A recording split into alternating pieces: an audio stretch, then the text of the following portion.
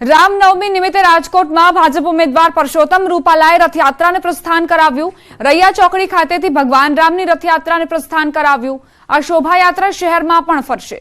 હાલમાં રૈયા ચોકડી ખાતે રામનવમીની ભવ્ય ઉજવણી થઈ રહી છે। પ્રસ્થાન પ્રસંગે રૂપાલા સાથે સ્થાનિક ભાજપના નેતા પણ જોડાયા હતા।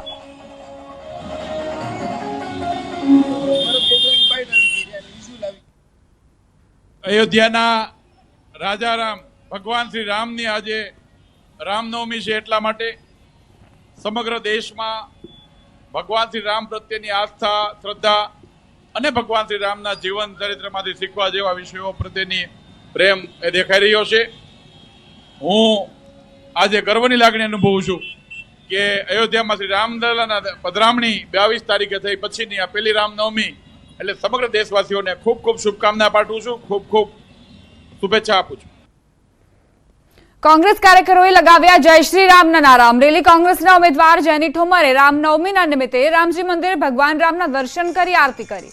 આ સમયે કોંગ્રેસ કાર્યકરો પણ જોડાયા।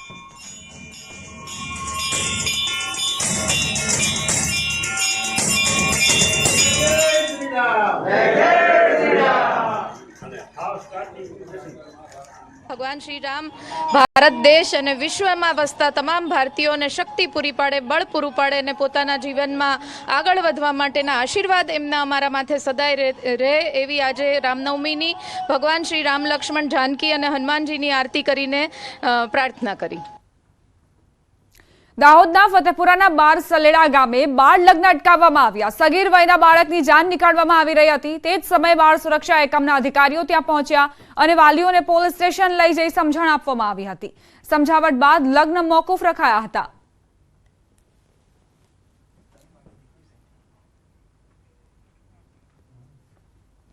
વલસાડના પારડી નજીક નેશનલ હાઈવે પર વિચિત્ર અકસ્માત સર્જાયો। પૂર ઝડપે પસાર થઈ રહેલા ટ્રકે કાબુ ગુમાવતા ટ્રક સર્વિસ રોડ કુદાવીને એક ગેરેજમાં આવી ગયો હતો। અકસ્માતમાં ગેરેજમાં પંચર બનાવી રહેલા મોહમ્મદ આફરોઝનું ઘટના સ્થળે જ મોત થયું, જ્યારે અન્ય એક યુવકને ઈજા પહોંચી। બનાવ બાદ આસપાસના લોકો એકત્રિત થઈ ગયા હતા। પારડી પોલીસે સ્થળ પર પહોંચી કાર્યવાહી હાથ ધરી।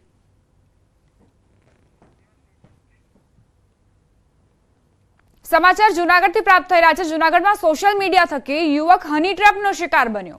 જૂનાગઢની યુવતીએ રાજકોટના યુવકના ન્યૂડ ફોટા અને વિડીયો ઉતારી ધમકી આપી 25 લાખની માંગણી કરી હતી। ભોગ બનનાર યુવકે જૂનાગઢ પોલીસમાં ફરિયાદ કરતા 4 લોકોની પોલીસે ધરપકડ કરી।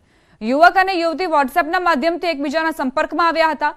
યુવતીએ યુવકને એક રહેણાંક વિસ્તારમાં બોલાવી ન્યૂડ ફોટો અને વિડીયો લઈ લીધા બાદ પૈસાની માંગણી કરી। યુવકે 7 લાખના હપ્તા આપવામાં આવશે તેવું સમાધાન થયું હતું। આ ટોળકીએ યુવકના હાથમાં રહેલી 40,000ની સોનાની વીંટી લઈ લીધી હતી। પોલીસે હિના વાઢેર, નરસિંહ ઠુમ્મર, રાહુલ પરમાર અને હિના વિરડિયાની ધરપકડ કરી વધુ કાર્યવાહી શરૂ કરી।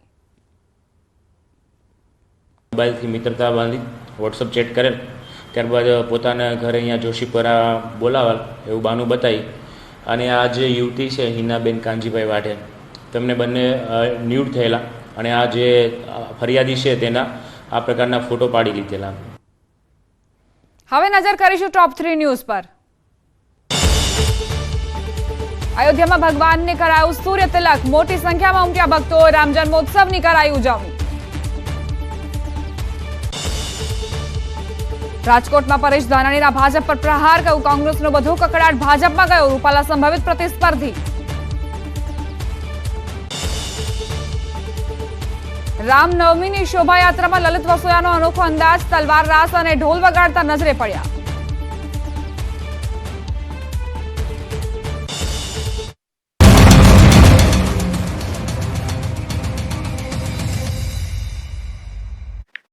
છેલ્લા એક સપ્તાહમાં અમદાવાદની સોલા સિવિલ હોસ્પિટલમાં ડેન્ગ્યુના 2 પોઝિટિવ કેસ નોંધાયા। અમદાવાદના વિવિધ વિસ્તારમાં દૂષિત પાણીના કારણે પાણીજન્ય રોગમાં પણ વધારો થયો। અમદાવાદના પશ્ચિમ ભાગમાં આવેલી સોલા સિવિલ હોસ્પિટલમાં છેલ્લા એક સપ્તાહ દરમિયાન ઓપીડીમાં કુલ 9,726 કેસ નોંધાયા, જ્યારે તેમાંથી 850 દર્દીઓને વધુ સારવાર અર્થે હોસ્પિટલમાં ભરતી કરવાની ફરજ પડી। તો મચ્છરજન્ય રોગોમાં ડેન્ગ્યુના 81 સેમ્પલ લેવામાં આવ્યા, જેમાંથી 2 કેસ પોઝિટિવ આવ્યા। તદુપરાંત ચિકનગુનિયાના 9 અને મેલેરિયાના 181 શંકાસ્પદ કેસમાંથી એક પણ કેસ પોઝિટિવ આવ્યો ન હતો। આ ઉપરાંત ઝાડા ઉલટીના 4 કેસ નોંધાયા તથા વાયરલ હિપેટાઇટિસના 7 કેસ નોંધાયા. તદુપરાંત ગત સપ્તાહમાં વાયરલ ઇન્ફેક્શનના 1342 કેસ નોંધાયા હતા. ગત સપ્તાહમાં પાણીજન્ય રોગ ટાઇફોઇડના 41 કેસ નોંધાયા હતા. આ ઉપરાંત સ્વાઇન ફ્લૂના 11માંથી 5 દર્દીઓનો રિપોર્ટ પોઝિટિવ આવ્યો હતો. આ વર્ષે કેસર કેરી ખાવા મળે તો સારું. ગીરમાં કેરીના આંબા પરથી કેરીઓ ખરી રહી છે, જેથી ખેડૂતોની ચિંતા વધી ગઈ છે. આ દ્રશ્યો છે ગીર સોમનાથ જિલ્લાના ગીરમાં આવેલી આંબાવાડીના. આપ જોઈ શકો છો દરેક આંબામાં કેરીઓ ઝૂલી રહી છે, તો અસંખ્ય કેરી આંબાની નીચે જમીન પર ખરી પડી છે. નીચે પડેલી કેરીઓ માર્કેટમાં 5 રૂપિયા કિલો પણ કોઈ લેતું નથી. બીજી તરફ આંબાવાડી રાખીને બેઠેલા ઇજારાદાર હાલ ચિંતામાં છે. આંબા પરથી કેરીઓ ખરી પડશે તો વધશે શું? હવે તો આંબાઓમાં ફૂટ ફ્લાવરિંગ પણ અટકી ગયું છે. 10 દિવસ પહેલા જે નાની કેસર કેરીના 1 કિલોના ભાવ 50 થી 60 રૂપિયા હતા, તે કેસર કેરી આજે 5 રૂપિયામાં ખેડૂતો પાસેથી વેપારી ખરીદી રહ્યા છે. ગત વર્ષની સરખામણી આ વખતે કેસર કેરી માર્કેટમાં માત્ર 40% આવે એવી સંભાવના છે. આ ઘટનાને લઈને કૃષિ વૈજ્ઞાનિકોનું કહેવું છે કે આ વર્ષે પ્રથમ તબક્કાનું ફ્લાવરિંગ આવ્યું છે. બીજા અને ત્રીજા તબક્કામાં ફ્લાવરિંગ નહિવત આવશે. રાત્રે પડતી ઝાકળ અને દિવસની ગરમીના કારણે કેરીઓ આંબા પરથી ખરી રહી છે. આમ આ વર્ષે માર્કેટમાં ઓછા પ્રમાણમાં કેસર દેખાય તો નવાઈ નહીં. રાજ્યમાં સતત 4 દિવસથી વાદળછાયું વાતાવરણ છે. ગરમીથી આંશિક રાહત છે, પણ હવે શેકાવા રહેવું પડશે તૈયાર. હવામાન વિભાગે આજથી ગુજરાતભરમાં તાપમાનનો વધારો થવાના સંકેત આપી દીધા છે. રાજકોટ મનપા દ્વારા યલો એલર્ટ જાહેર કરવામાં આવ્યું છે. તો દિવસ દરમિયાન અમદાવાદ શહેરમાં મહત્તમ તાપમાન 40 ડિગ્રી સેલ્સિયસ પહોંચે તેવી શક્યતાઓ છે. આજથી રાજ્યભરમાં અકળાવતી ગરમી પડવાની શક્યતાઓ છે. હવામાન વિભાગના મતે જૂનાગઢ, પોરબંદર અને કચ્છના કેટલાક વિસ્તારમાં ભારે ગરમી પડવાની આગાહી છે. રાજકોટની વાત કરીએ તો છેલ્લા ઘણા સમયથી તાપમાન સતત વધી રહ્યું છે. હાલ તાપમાનનો પારો 41 ડિગ્રીને પાર થતાં જ મનપાના આરોગ્ય વિભાગ દ્વારા યલો એલર્ટ જાહેર કરાયું છે. તેમજ આરોગ્ય અધિકારી દ્વારા હીટવેવથી બચવા માટેના સૂચનો જાહેર કરવામાં આવ્યા છે, જેમાં લોકોને તડકામાં બહાર નીકળતી વખતે સાવચેતી રાખવા જણાવ્યું છે. તેમજ કોઈ પણ પ્રકારની તબિયત બગડે તો તરત જ મનપાના આરોગ્ય કેન્દ્ર અને સિવિલ ખાતે સંપર્ક કરવા અપીલ કરવામાં આવી છે. રાજ્યમાં સંભવિત હીટવેવની અસર સામે આગોતરા આયોજન માટે સીએમના અધ્યક્ષ સ્થાને બેઠક યોજાઈ. 8 વિભાગોને સાંકળીને સરકારે એક્શન પ્લાન તૈયાર કર્યો છે.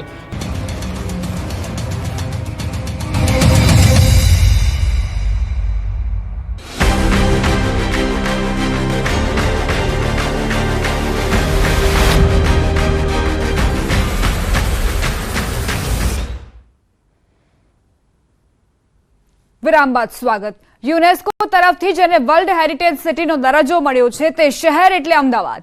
સાબરમતી નદીના કાંઠે વસેલા અમદાવાદ શહેરની પૂર્વ લોકસભા બેઠક પર આ વખતે પટેલ વર્સિસ પટેલનો જંગ જામવાનો છે. સતત બીજી વાર ભાજપે હસમુખ પટેલને મેદાને ઉતાર્યા છે. ત્યારે ઐતિહાસિક શહેર અમદાવાદ પૂર્વની બેઠકનો શું છે મિજાજ અને સાંસદે કેવા કર્યા છે કામ, જુઓ અમારી વિશેષ રજૂઆત સંસદના સરવૈયામાં.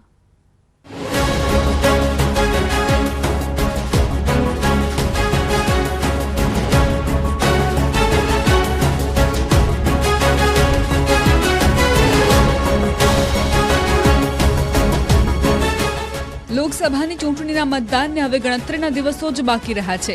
ત્યારે ગુજરાતમાં સૌથી મહત્વની ગણાતી અમદાવાદ પૂર્વની બેઠક પર આ વખતે ખરાખરીનો જંગ જામવાનો છે. હાઈ પ્રોફાઇલ બેઠક ગણાતી આ બેઠક આમ તો ભાજપનો ગઢ માનવામાં આવે છે. આ બેઠક પર 1989 થી સળંગ 35 વર્ષ ભાજપનો દબદબો રહ્યો. આ બેઠક પરથી લોકસભાની 2014ની ચૂંટણીમાં ફિલ્મ અભિનેતા પરેશ રાવલ લડ્યા હતા અને જીત્યા હતા. 2019ની લોકસભાની ચૂંટણીમાં ભાજપના ઉમેદવાર તરીકે હસમુખ પટેલની 61.76% મત સાથે વિજય બન્યા હતા, જેમાં તેમને 7,49,834 મત મળ્યા હતા. આ બેઠક તેમણે 4,34,330 મતના માર્જિનથી પ્રાપ્ત કરી હતી. કોંગ્રેસના ગીતા પટેલને હરાવ્યા હતા. આ બેઠક પર ફરી એકવાર ભાજપે હસમુખ પટેલ પર જ વિશ્વાસ મૂક્યો હતો, તો સામે કોંગ્રેસે હિંમતસિંહ પટેલને મેદાનમાં ઉતાર્યા છે. પાટીદારોનો ગઢ કહેવાતી અમદાવાદ પૂર્વની લોકસભા બેઠકમાં મોટા ભાગે ગ્રામ્ય વિસ્તારો તેમજ અમદાવાદ જિલ્લાનો સમાવેશ થાય છે. નવા સીમાંકન બાદ 2008માં અમદાવાદ શહેરમાં પૂર્વ અને પશ્ચિમ લોકસભા બેઠક અસ્તિત્વમાં આવી. 2009માં પ્રથમ વખત ચૂંટણી યોજાઈ હતી અને તેના પ્રથમ સંસદ સભ્ય ભારતીય જનતા પાર્ટીના હરીન પાઠક હતા. અહીં દેશના અનેક રાજ્યોમાંથી આવેલા લોકો વસવાટ કરે છે. આ બેઠકમાં ઉત્તર ભારતીયો તેમજ સૌરાષ્ટ્ર તથા ડાયમંડ વેપારીઓનો બહોળો વર્ગ વસે છે.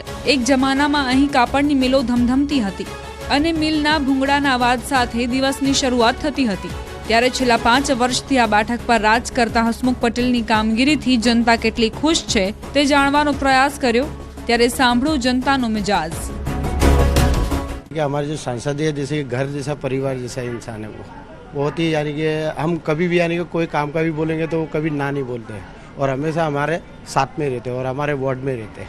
हमारा जैसे कि आरसीसी रोड का था और जैसे पानी की लाइन का है, गटर की लाइन का है, ये जो भी यानी कि समस्या का है वो तुरंत हल करते वो।